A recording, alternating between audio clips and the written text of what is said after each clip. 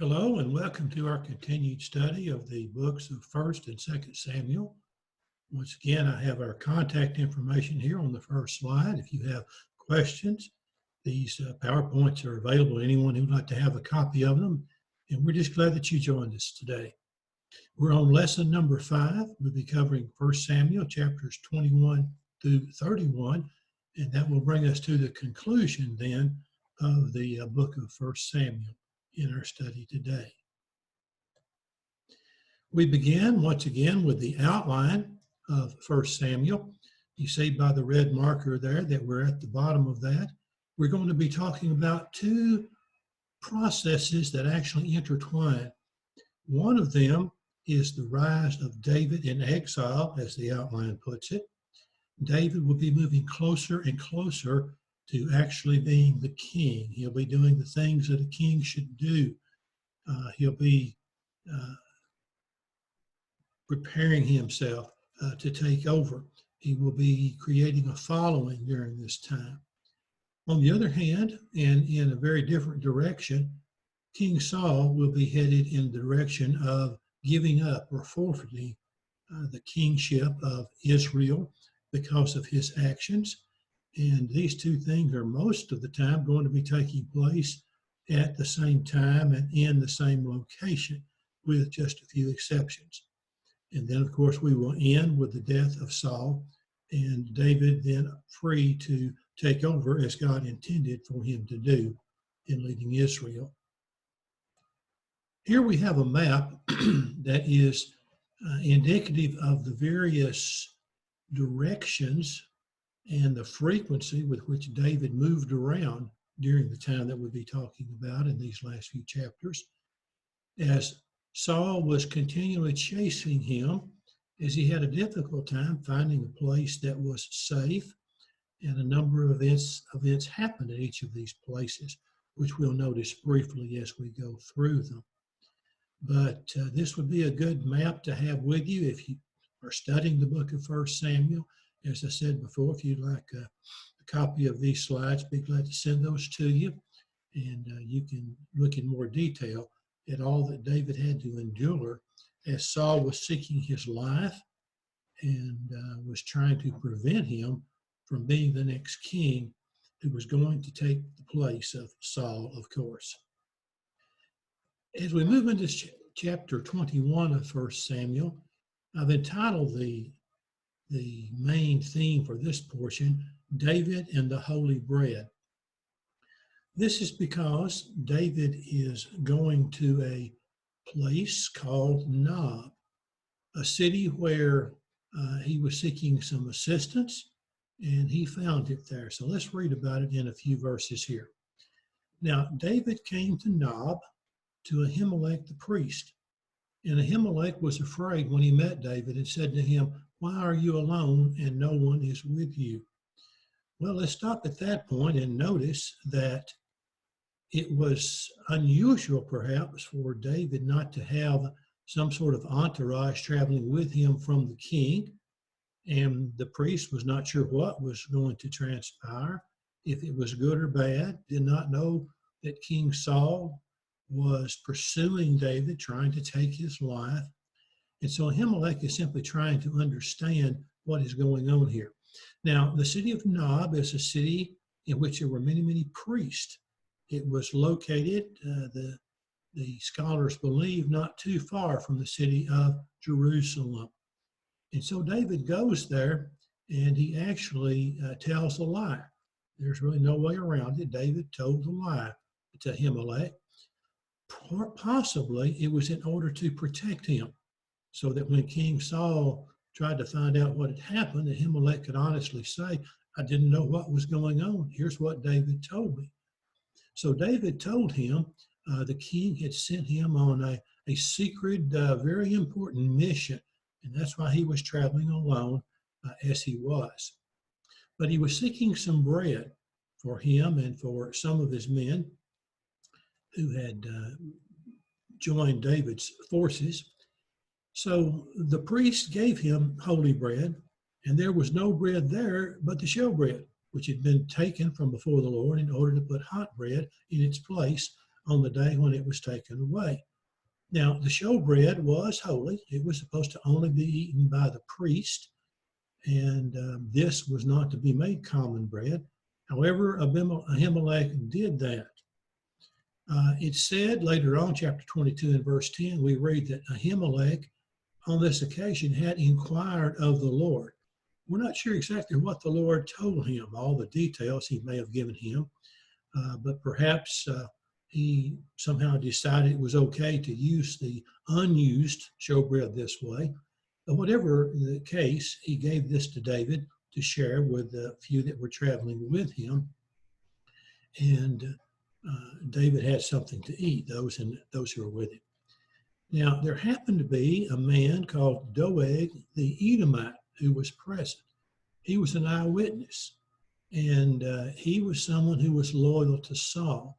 And we're going to find out later that he does tell Saul and Ahimelech and all the people there in the city of Nob, for that matter, were going to be in danger. And then eventually we're going to find out that Ahimelech joined David and was on the run with him during much of this time that he was fleeing from Saul for his life. We come to chapter 21 and we find that David has to keep on fleeing because he's pretty certain that Saul and his forces will be at Nob before too long. And so he goes to a place called Gath. Now, you may recall Gath is a city of the Philistines. There were 5 major cities of the Philistines. Each one had a ruler that was called its king, and they basically worked together as a people. They battled together, and they saw themselves as one unit, even though there were 5 cities and 5 kings. So David comes to Gath with the hopes of finding a place where Saul is not going to be able to track him. Then David arose and fled that day when he left Nob from before Saul and went to Achish, the king of Gath. Now, when he got there, the king may not have recognized him, but the king's servants did. They said, now, isn't this the fellow that everybody's written the song about, that Saul has killed his thousands, but David his 10,000s? Do we really want him here? Well, the text says David took these words to heart and was very much afraid of Achish, the king of Gath, because his identity was known. And here's what David did, a rather unusual ploy to get out of the situation. So he changed his behavior before them, feigned madness in their hands, scratched on the doors of the gate, and let his saliva fall down on his beard. So basically, David pretends that he is not in his right mind, which would suggest to the king and to others that he therefore was no threat because he wasn't even thinking clearly. Well, that didn't give him the opportunity then to stay in Gath. The king said, get him out of here. I don't need somebody like this before me. And so he had to leave. However, he was able to escape with his life, and the king did not kill him because of who he was, thinking that he was insane. As we continue in chapter 22, we find out that David begins to have a group of men assembled around him. He begins to have something of a ragtag army as far as that's concerned. David therefore departed from there, that is from before King Achish there in Gath, and escaped to the cave of Adullam. And when his brothers and all his father's house heard it, they went down there to him. And they were not the only ones. The text says, and everyone who was in distress, everyone who was in debt, everyone who was discontented gathered to him. So, in other words, those who were opposed to Saul, those who had something to fear greatly from Saul, decided that they would cast their lot with David. So he became captain over them. And there were about 400 men with him. Then David went from there to Mizpah of Moab. Now remember, Moab is another country. It's on the eastern side of the Jordan River. And he found there an opportunity for help from the king of Moab. We don't know what the king of Moab was supposing. he perhaps was supposing that David is going to be the next king, and Saul's on the way down, and perhaps this would be a wise political move. But he agreed that David's mother and father could stay there so that they would be safe while David continued to be on the run, trying to escape Saul's sword. And so his parents stayed there and were protected under the authority of the king of Moab. And a prophet tells David, a prophet by the name of Gad, whom we've seen before, tells David to go to the forest of Kerith. It's spelled with an H, but it's actually pronounced CH, the forest of Kerith. And there he would hide from Saul, and he would be safe at least for a little while.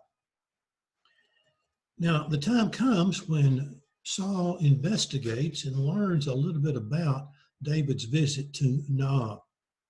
And he's going to perform an act of pure evil, or at least by his authority, it's going to be performed. Saul is going to see that the people, the priest, and the people of the city of Nob are all killed because of what he would say treason, disloyalty in supporting David, who was his enemy. After he had talked to Ahimelech, and Ahimelech had honestly said, I did not know. He said he was on a mission for you. I didn't know what David was doing. The king did not accept that. And the king said to the guards who stood about him, turn and kill the priest of the Lord, because their hand is also with David, and because they knew when he fled and did not tell it to me. So they are blamed nevertheless. But the servants of the king would not lift their hands to strike the priest of the Lord. They had more character than that. They knew better than to do this, and they actually disobeyed King Saul at probably a great risk. However, there was this Doeg the Edomite, and the king says to him, you turn and kill the priests. Well, Doeg apparently did not have a great deal of conscience about him. He's the one who had reported to Saul about David going there and receiving some bread and then leaving the city of Nob. And at this point, he is still very much on the king's side, even to the point of treachery. Saul decides to wipe out the entire city of Nob, which was a city of priests. We find out that at least 85 priests plus all the other people in the city were about to be killed. And when his own servants would not do that, the king, King Saul, said to Doeg, you do that. And indeed, Doeg did that, not only killing the priest, which was actually what Saul had told him to do, but also killing all the people of the city. So that gives us an idea of the character of Doeg the Edomite. Now, soon after this is taking place, David, of course, is still hiding from Saul, but he has an occasion to be used by the Lord. He's going to deliver the city of Keilah, a city which was being attacked and about to be overrun by the Philistines. And the Lord has David to do something about that.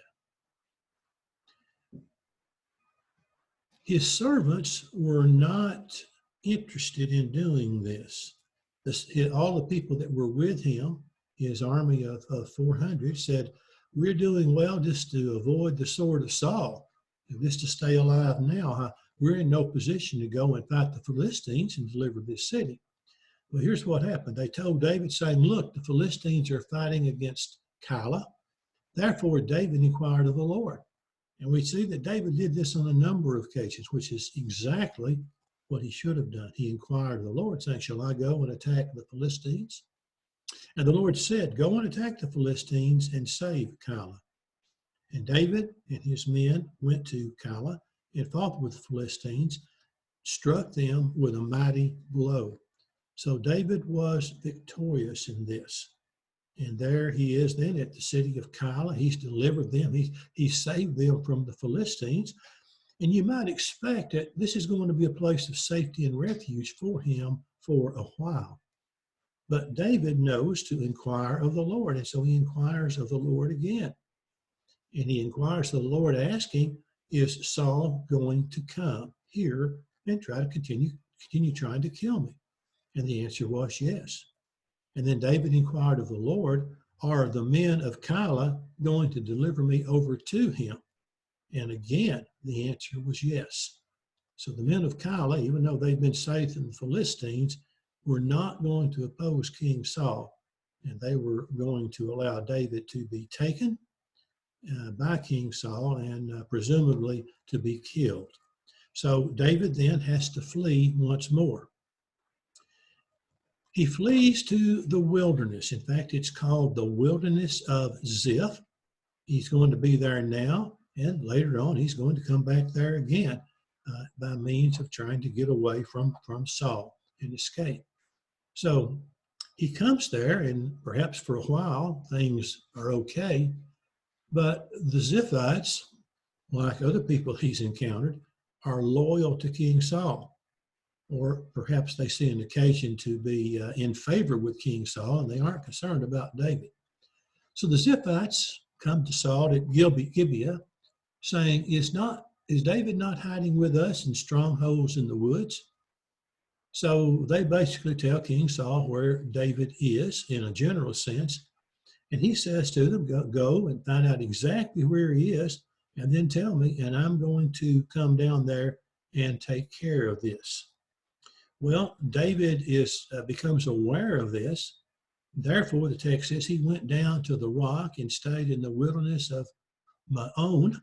And when Saul heard that, he pursued David in the wilderness of Maon. So Saul doesn't have time to get to Ziph before David is already going somewhere else.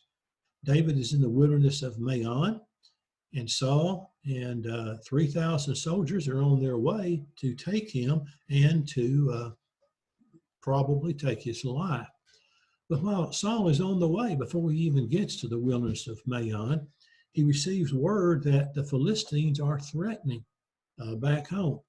And so he has to turn around with his army and go back there and take care of the problem of the Philistines who were doing that. Now we come to a case of David literally sparing the life of Saul when it would have been very easy to kill him, to kill the threat, to perhaps immediately take over the kingdom, and probably with minimal opposition because so many people would have been in favor of what he was doing. He's in the wilderness of En-Gedi, it's called. And the Philistine attack that Saul had gone back to deal with was now over.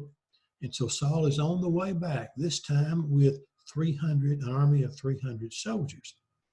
David's forces by this time have grown to 600. But of course, he is still very, very much outnumbered by the army that Saul is bringing to him. So Saul comes and he encamps there, looking for David. So he came to the sheepfolds by the road where there was a cave. This is King Saul. And Saul went in to attend to his needs. David and his men were staying in the recesses of that cave. And David arose and secretly cut off a corner of Saul's robe. So David was able to cut off a piece of Saul's robe without Saul even knowing. So obviously, he would have had the ability, the opportunity to take Saul's life while he was in the cave, seeing to his needs.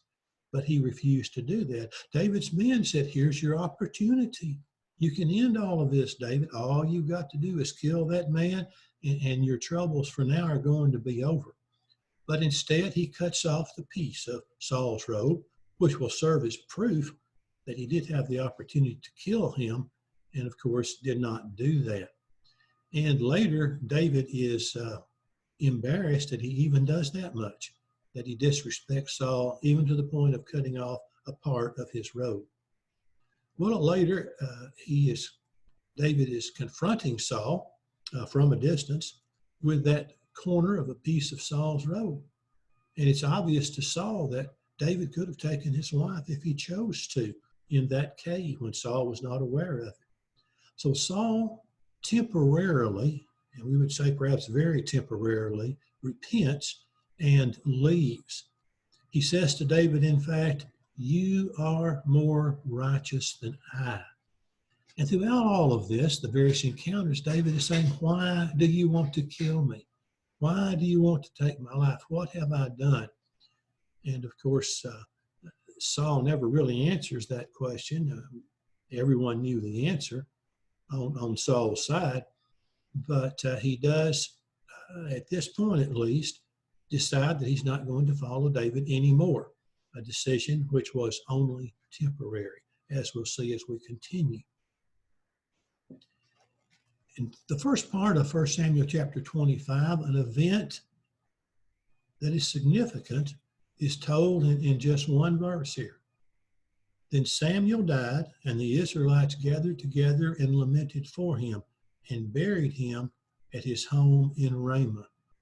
Now, that's not a great deal of honor or renown paid to someone who had done all that Samuel did, but it marks a time in which Saul is no longer going to have Samuel to consult, even if Samuel were willing, even if Samuel was trying to help Saul do what was right. Samuel's not going to be around any longer as chapter 25 begins. Now, as chapter 25 continues, pretty much the entirety of the rest of the chapter is about two people by the name of Nabal and Abigail. Nabal is someone who is known as harsh and evil, and his wife Abigail is a very kind woman, very much the opposite in character, demeanor, and everything to her husband Nabal. Now, there was a man in Maon. Remember, David's still on the run because Saul's going to come back, whose business was in Carmel, and the man was very rich. He had 3,000 sheep and 1,000 goats, and he was shearing his sheep in Carmel. The name of the man was Nabal, and the name of his wife Abigail. And she was a woman of good understanding and beautiful appearance.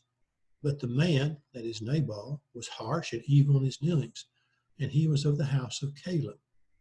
So to summarize, for the sake of time in our lesson today, David's men had been very kind to the shepherds who were shearing Nabal's sheep.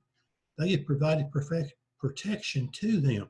They had not taken anything that didn't belong to them. They had been friendly and protective. They'd gone out of their way, apparently, to do that. And they're in need of food and water. And so David sends 10 of his young men who are following him to Nabal's house. And says, you tell Nabal the story. Tell him how we're getting along. And here's what we need. Would you be so kind as to provide this? Well, Nabal, remember, is harsh and evil. And he hears this. He begins to make excuses without thinking through the situation. He says, who is this David? Who is Jesse? I don't know these men. He's not going to help. And he says to the people who went on behalf of David, well, you might be runaway servants. It's left your master. And, this might all be a lie. So in a very unkind way, Nabal turns them away. They go back to tell David the response that they received. And David is fiercely angry. He said, everybody put on your swords. We're going, and the house of Nabal will no longer exist after today. Fortunately for Nabal and Nabal's servants, his wife Abigail found out what happened, and she went to David with servants and with donkeys bearing food and the things that he and his soldiers needed. She went, she bowed before him, she explained the situation.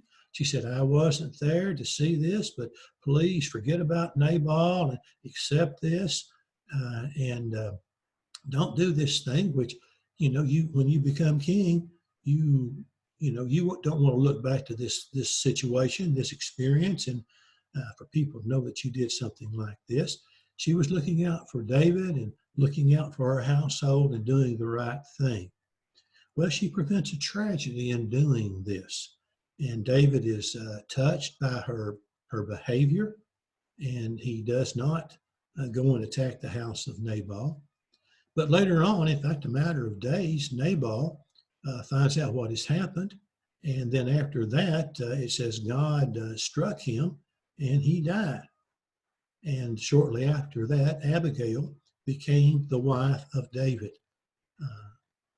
And that is a story of both concern and caution, and also of evil and harshness on the part of Nabal.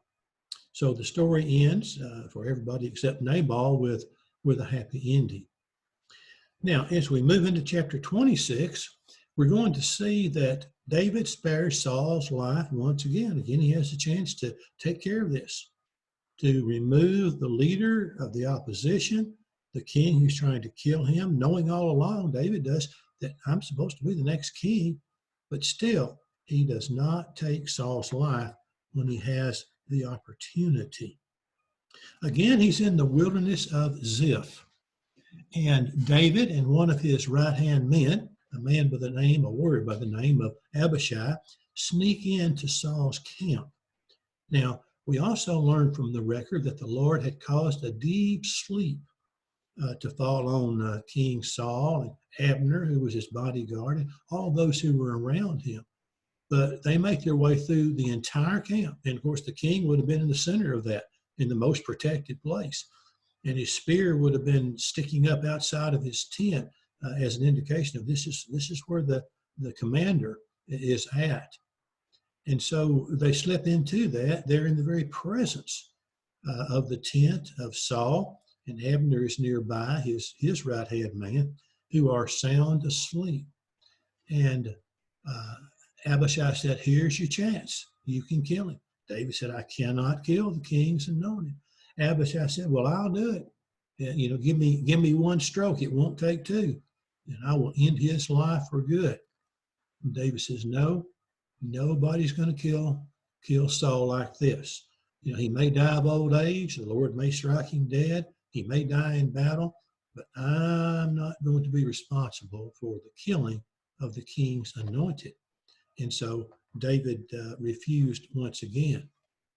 Here's the story. Abishai said to David, God has delivered your enemy into your hand this day. Now, therefore, please let me strike him at once with a spear, right to the earth, and I will not have to strike him a second time. And David said to Abishai, do not destroy him, for who can stretch out his hand against the Lord's anointed and be guiltless? So once again, David passed up the chance that some might have taken in order to protect and deliver themselves. After this, David makes his way away from the camp with Saul's spear and with his water jug. He stands on a hill at some considerable distance, but close enough to be heard, and he hollers out first at Abner, because he says, Abner, you're supposed to be a bodyguard. You're supposed to be protecting the king. How well have you protected the king? And he holds up the spear and he holds up the water jug that belonged to King Saul. And so Abner would be necessarily pretty embarrassed there. And then Saul recognizes his voice and he sees what David's done. He spared his life again as he sees the spear and the water jug, and he knows David could have killed me if he had chosen to. And so once again, and again temporarily, Saul repents. He says to David, I will do you no more harm. And then later he says, I have played the fool. But of course, all of this response, this reaction, this attitude that Saul is expressing is unfortunately going to be very temporary. We move to 1 Samuel 27. David is still on the run. He knows it's not going to end, that Saul's not going to do what he promised. And he flees to Gath again, the same Gath that we read about before, the same Achish, the king of Gath, who we read about before, who said about David, get him out of here. He's crazy. I don't need somebody like that in my presence. And David had to leave. But in this case, David has an army of 600 with him. And King Achish seems to believe that David is ready to swap sides. He's ready to turn against his own people and fight against the Israelites and be on the side of the Philistines. So he gives David a city called the city of Ziklag, a city which historically we learned that had just been taken over about that time by the Philistines in battle. And he gives David that city, and David is able to stay there. In fact, he stays there safely for 1 year and 4 months. And during all of this time, he's raiding and fighting, destroying, being successful against the Amalekites and other nations there in the land that were pagan peoples. But he is pretending, as far as Achish is concerned, to be fighting against Israel. He's raiding his own people in the southern part of Judah. And so Achish is fooled by this, and he begins to think, hey, we've got an ally here. He's turned his own people against him, and therefore he is going to be on the side of me and the rest of the Philistine people. Of course, that was not really the case. While these things are going on, and Samuel, of course, has died a while back, Saul decides to consult a medium. He does so because the entire Philistine army has gathered and is about to attack. And he doesn't know what to do.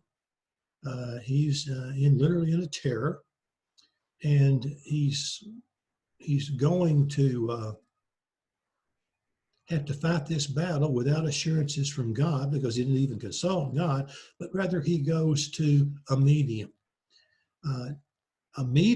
who lives at a place called Endor. A medium, sometimes we hear about the witch of Endor, but medium is a better description. She was one who was believed to have the ability to consult the dead. And of course, in this case, because God allowed it, she was able to consult the dead, and she brought forth Samuel, and he communicated with him. However, the answer that Saul received from Samuel when he was brought forth there at Endor was not the one he wanted, because Samuel says to him, the kingdom is about to be taken from you with finality. Tomorrow, you and your sons are all going to die. And of course, what God had ordained that David would be the next king was about to happen. Now, while this is happening with Saul, what's going on with David is still the pretense of being on the side of the Philistines. Achish is convinced of that. And so when the Philistines are battling or forming for battle, Achish takes David and his soldiers with him to join in the battle. The other Philistine says, what have you got these Hebrews here for? Don't you know better than that? They're not on our side. They're our enemy. In the middle of the battle, they'll turn against us. Well, Achish vouches for David's sincerity. He said, he's been with me all this time. He's been attacking them. He's a loyal Philistine now. But the Philistines, the other Philistines, do not accept that, and they send David back to his home along with his soldiers. He's not allowed to join the Philistine army. Well, while David is gone, the Amalekites back around the city of Ziklag have attacked.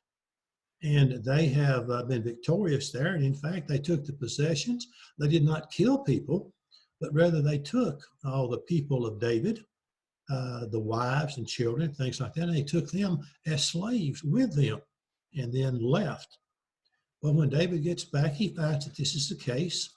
He and 400 of his soldiers, leaving 200 behind, he and 400 of his soldiers go, and they overtake the Amalekites who are drinking and celebrating and having a good time. He pursues them, and he has a great victory over them.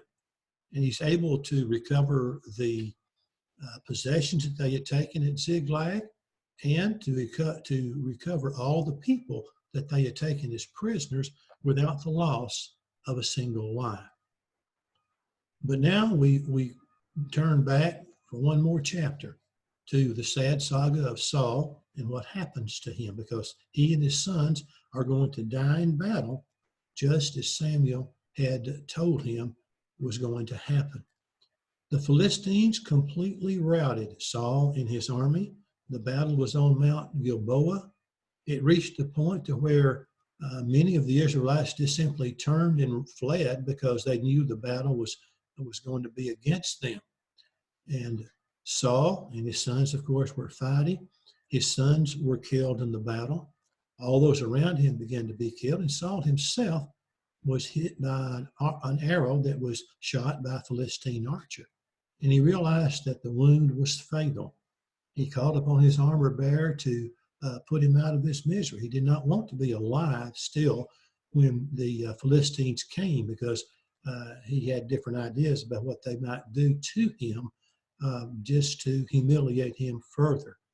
And so his armor bearer refused to finish Saul's life with his sword. And so Saul took his own sword and fell upon that sword. And so Saul and his sons and all of his army that was still there, that had not retreated, were killed in that battle. And the Philistines were completely successful against the Israelites on that day, leaving the Israelites in dire situation, but now leaving the opportunity for David to take over the throne, just as God had ordained, just as Samuel had predicted. And we're going to see that, Lord willing, as we take up the study of 2 Samuel at our next study next week. So we see again that someone such as King Saul can start out very well doing God's will, being a humble man, but coming to a very bitter end along with his family because of a lack of humility, a refusal to obey God's will. We can also see that God's ultimate will was done in spite of all the dangers, the things that David faced. He was going to be the next king because God had decided, had ordained that was going to be true. So next week we will continue our study of these books and see more about David and his taking over the kingship. Again, if you need to contact us, here's how you can get in touch with us. And we hope you'll be with us for our next study as we do move into the book of 2 Samuel.